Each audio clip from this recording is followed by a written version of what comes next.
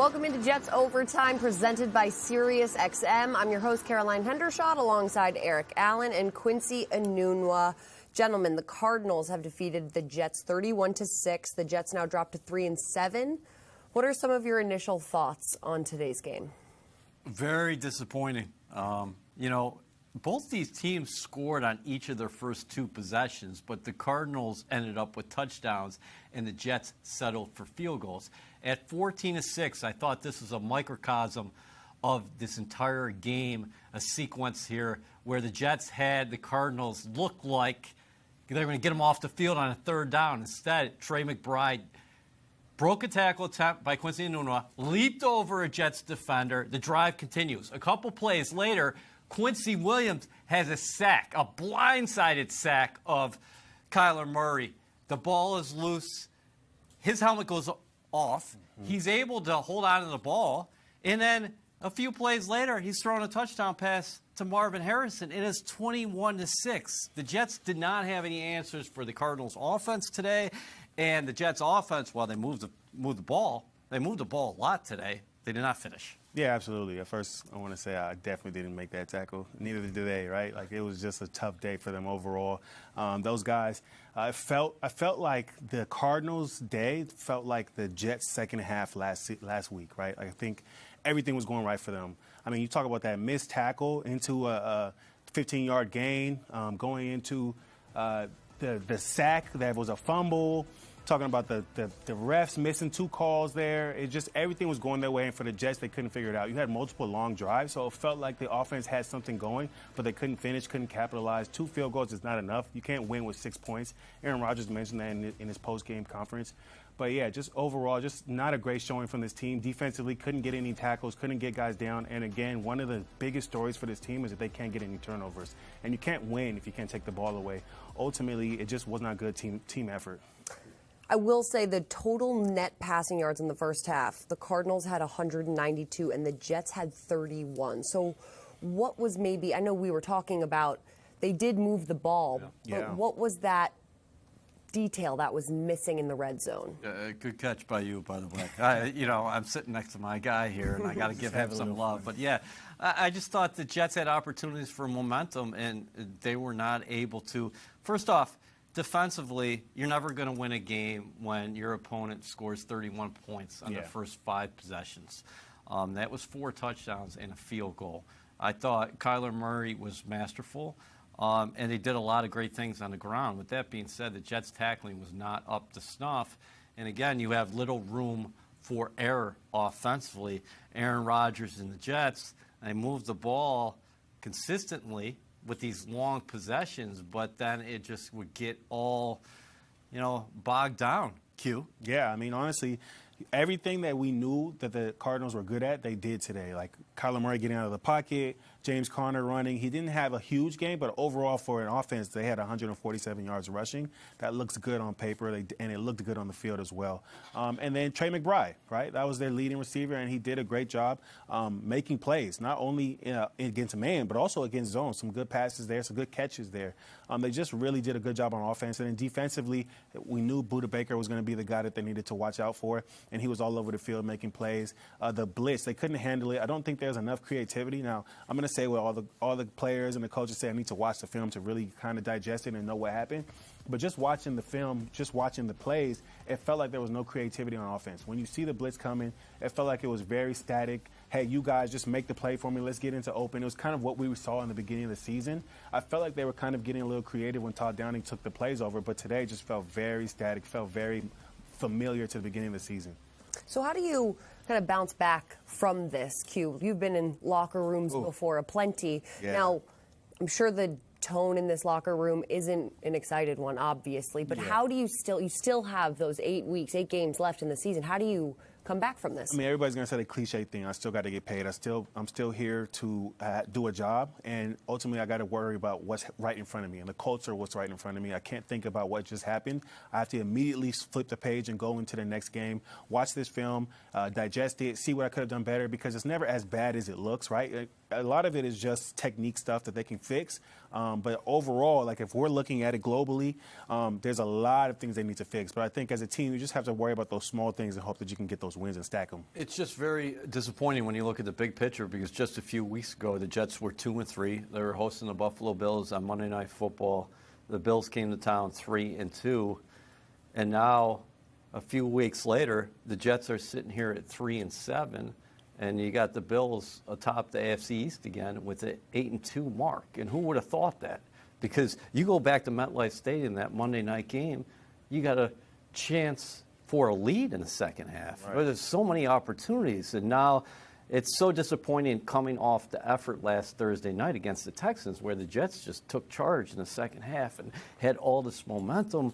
And then as far as the pass game today, stops and starts, moving inside the 20s, as Aaron Rodgers said post-game, that's fine, but you do have to finish. And the Jets did have success moving the ball, but again, that doesn't really go far when you settle for 2 field goals. You're not going to win in this league when you have 2 field goals, when you have 6 points. And conversely, the defense never got off the field and never got a momentum change in play today. Yeah, I think this offense, honestly, they really run through Brees, and I think the problem is when Brees isn't able to get going, like 5 yards of rush is great, but when you're not playing complementary football defensively, when they're running it down your throat constantly, like you can't get a stop until the fourth quarter, that was their first punt, then you can't really get your offense going. So again, it's just complementary football. That's the biggest thing. Like when the offense can't do well, the defense looks bad. When the defense can't do well, the offense looks bad. And so that's the name of the game for this season, honestly. They have to figure out how they can just continue to play well for all 4 quarters, not just a half like the Texans, all 4 quarters. Yeah, and I think the Jets finished 0-3 in the red zone today. Yeah, that was, I think, the big sticking point for a lot of people watching the game. And I know that Jeff Ulbrich was talking after the game about a lot of those details and those fundamentals. I actually want to go to him right now because I think he had some really good words on what the Jets could have done better.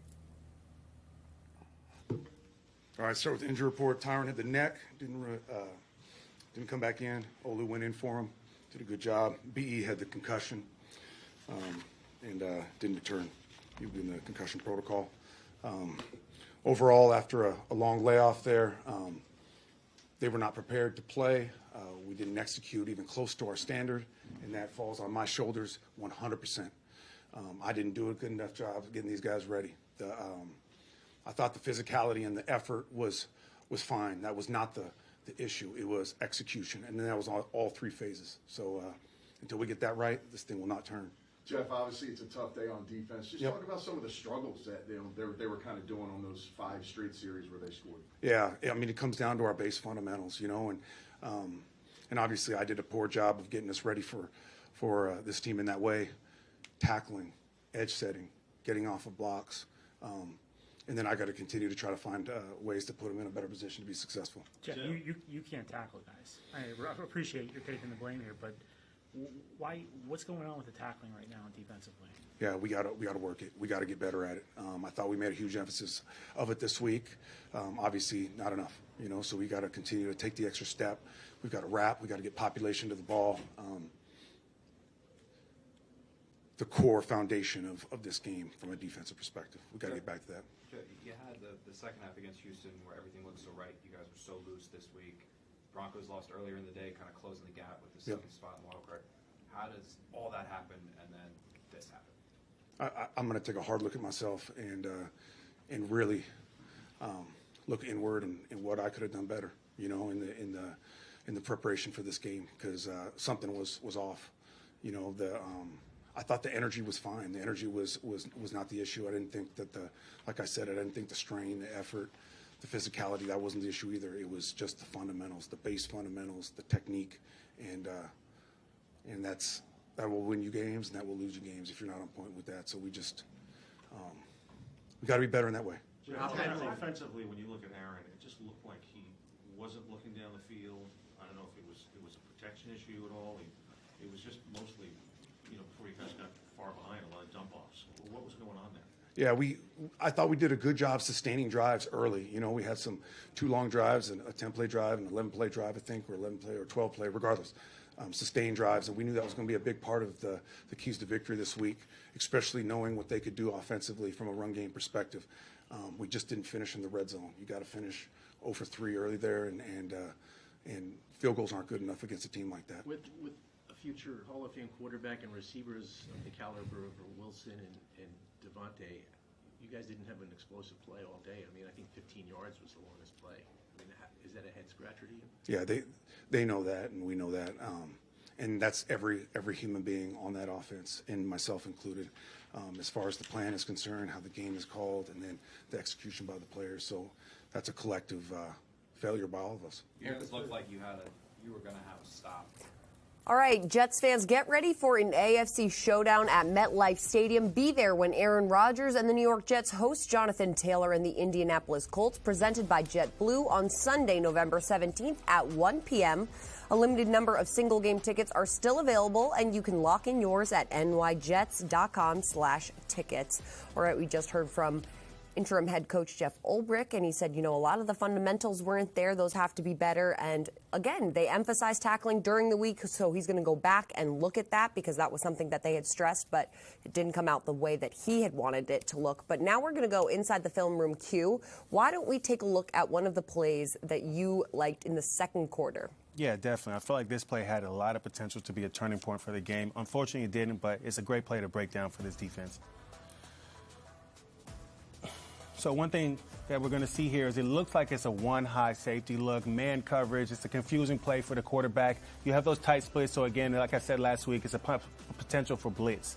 So, again, man blitz right here, or man coverage here. And they do a good job. Now they're changing it to cover 0. 2 guys off the edge. Makes it very hard to his blind side as well. And what a great hit from Quincy Williams here. We would have loved to see him get that strip sack. Maybe they could have allowed the play to go a little bit longer so they could get that fumble. But, man, a big hit from him and a huge play for the defense. Yeah, the ball popping loose at the very end of the play was, I think, maybe something not everyone saw, but a great telestration presented by Microsoft. Thank you, Q. What did you guys think of that play, specifically when it happened in real time? Well, yeah, I thought those were the momentum-changing opportunities on that drive where you're talking about the third down where McBride gets free from Sauce, then hurdles over a Jets defender. It's a first down. And then you knock him back with the sack. Yeah, you don't get the takeaway, but you got to at least force a field goal in that kind of situation. But Murray finds McBride again before he hits Marvin Harrison on a great throw there in the end zone. You got to get off the field. Yeah. When you look at this game, the Cardinals had more than 400 yards of total offense, 406 yards, and the Jets had 207 yards. The most staggering statistic of all, you're talking about Kyler Murray averaging 10.4 yards per pass attempt. Aaron Rodgers and the Jets offensively through the air, they averaged 3.4 yards per pass attempt. Yeah. Why is that, Q? Cut it. I mean, there's so many things that we could say why it was. I think the biggest thing is right now Aaron Rodgers is feeling the pressure. Although he's one of the quickest guys to get the ball out and he doesn't face a lot of pressure, he still feels the pressure. And so he's getting the ball, dumping it to the running back, dumping into quick passes. They're not really having long, elaborate plays that allow us to get those deep passes. A lot of the passes that get down the field are go balls, down the right side, left side, down the hash, right? We're not seeing like a post. We're not seeing like a deep dig. I think the last time I saw a deep dig was to Mike Williams, maybe 4 games ago, right? So you're not getting those long developing plays where you got to go through a lot of your progressions. And I think it's just easier for him right now, and that's kind of hampering the offense just a little bit, right? I think it looks good when they're able to play at their tempo.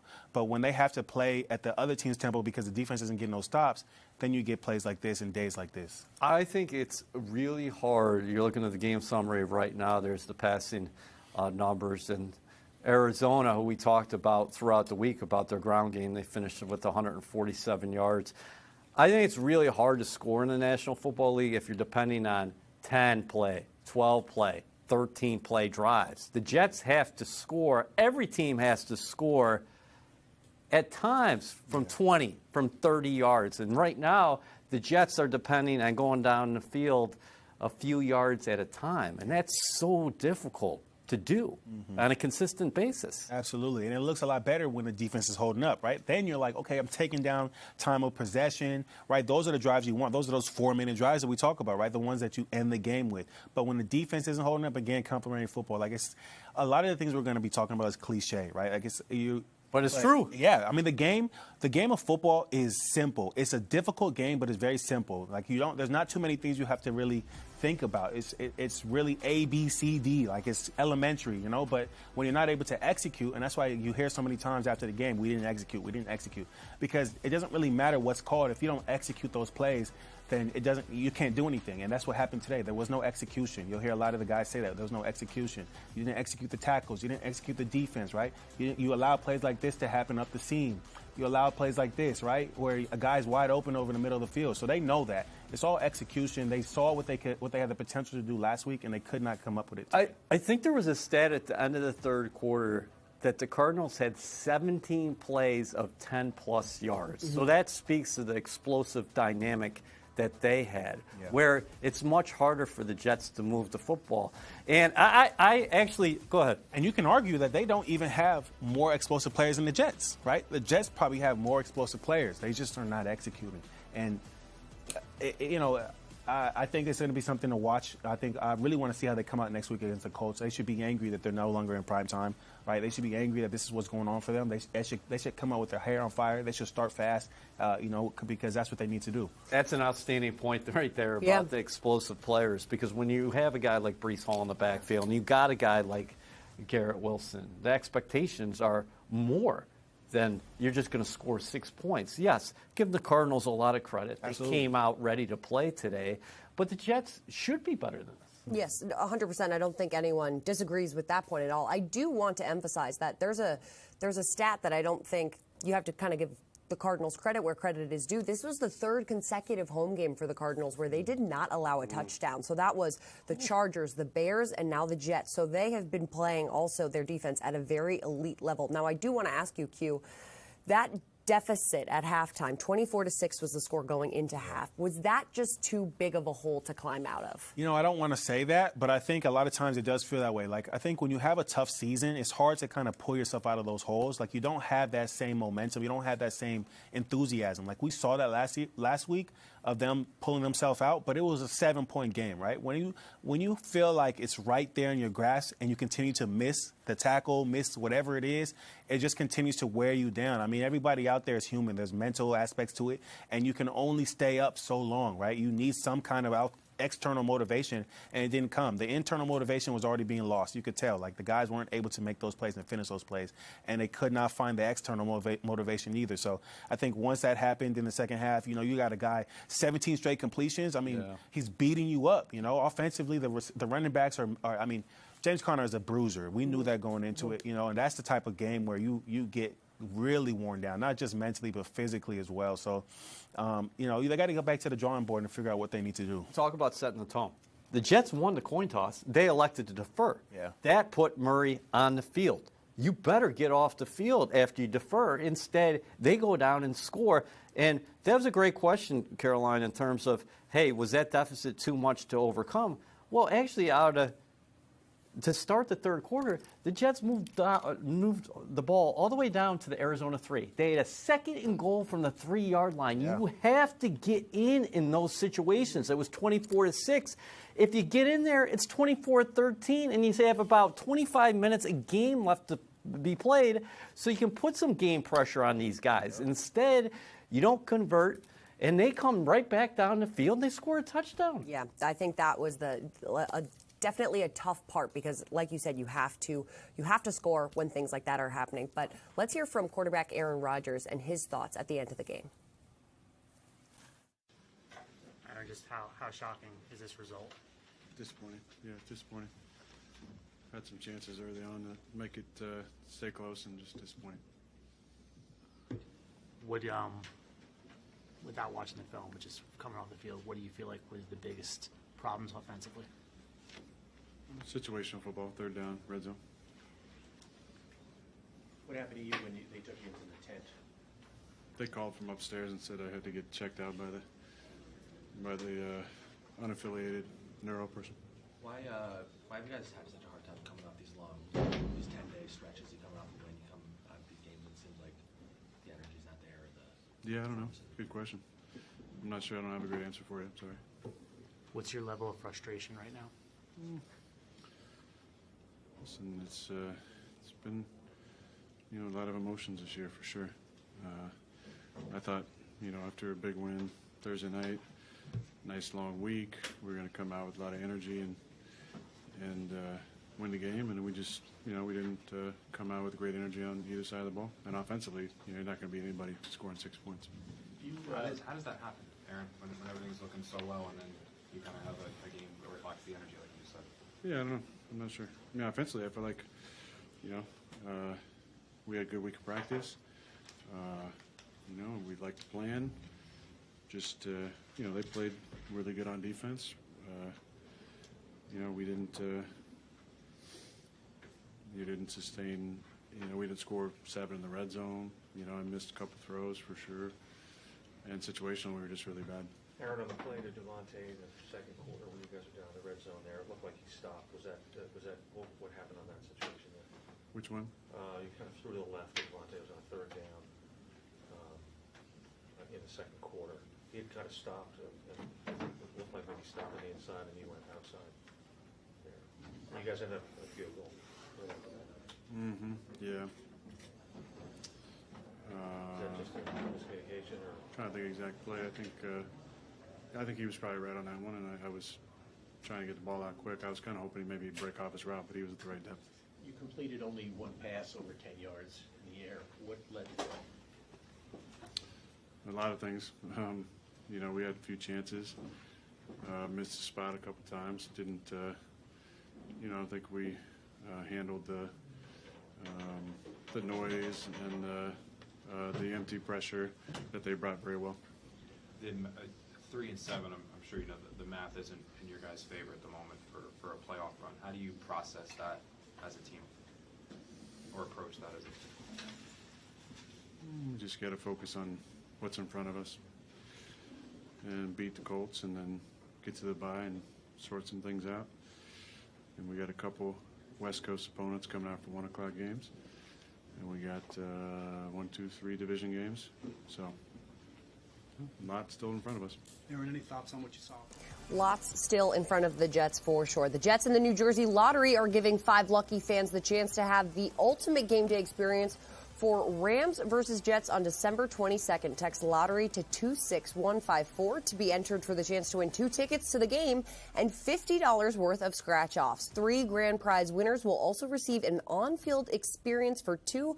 Terms and conditions apply. All right, it's time for report cards. We are going to have Quincy Enunwa go first. Let me hear your grade for the offense. The offense, I had to give them a D. Just poor planning, probably poor preparation, but poor performance for sure. You have 0 for 3 in the red zone, right? That's 21 points you should have. You only ended up with 3 points. To be honest with you, if you execute in the red zone, then you are closer in the game. You have another one where you go 4 downs. I'm all over the place. Just bad execution all around. They got a D for a reason. I said it already. I said enough. Yeah, for me, C- because I don't think they were really given an opportunity early. They did score in the first 2 possessions. Again, 6 points not enough in the NFL. But I thought Breece Hall played pretty well. But overall, just not good enough. So C-. Yeah, I'm a little bit of a more favorable grader than Q tonight. It's all good. She was the hard teacher. All right, let's hear for defense, Quincy. Defense, D. I gave them a D. Again, another poor performance. I think the struggle for them was the tackling. I think they really could have performed really well if they just were able to tackle. Like the first touchdown they got was poor tackling, and then from then on, it just continued to show up. I'm not sure what it was, but it definitely is a fundamental thing that they're going to have to work on this week, because you're going to go against the Colts, who have a pretty good running back. You've got some talented players on that team. But, yeah, you can't play in that way. So, D. D as well. Cardinals had more than 400 yards of total offense, and they scored on their first 5 possessions. Shout out to Jamie Sherwood. He had 17 tackles. He was one of the guys who was all over the field defensively. But, again, no takeaways and no stops early when that outcome was still in doubt. Last but not least, special teams. Special teams was better. I gave those guys a B+. A B. Again, a B. So they made their field goals, did what they were supposed to do. I wish they could have at least, I think there was one punt return. I wish they could have made something happen there. A lot of punt returns has to do with holding your guys up. If you don't give your returner that option, that ability, then you don't get a return. And that's something that could have helped this game a little bit. Special teams, when you don't have a lot of opportunities, I love to see them make some big plays. There was the penalty that moved them up a little bit with the kick-catch interference, but that's of no doing of anybody on the team. That's the defensive thing right there. So, yeah, I gave them a B.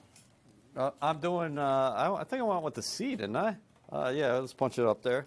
Field goal kicker gets elevated on Saturday. He plays in his first National Football League game. He goes 2 for 2, so nice job there. Also, didn't have an opportunity with any punt returns there because he didn't force a punt until late in the game, so I can't punish him on that one. And Morstead had one inside the 20. But again, special teams wasn't really part of this game because he didn't get off the field. Yeah. Yeah, I know we just finished on special teams, but I actually want to go to Ethan Greenberg, who is in Arizona, and he caught up with Isaiah Oliver after the game, and I thought his words were really impactful.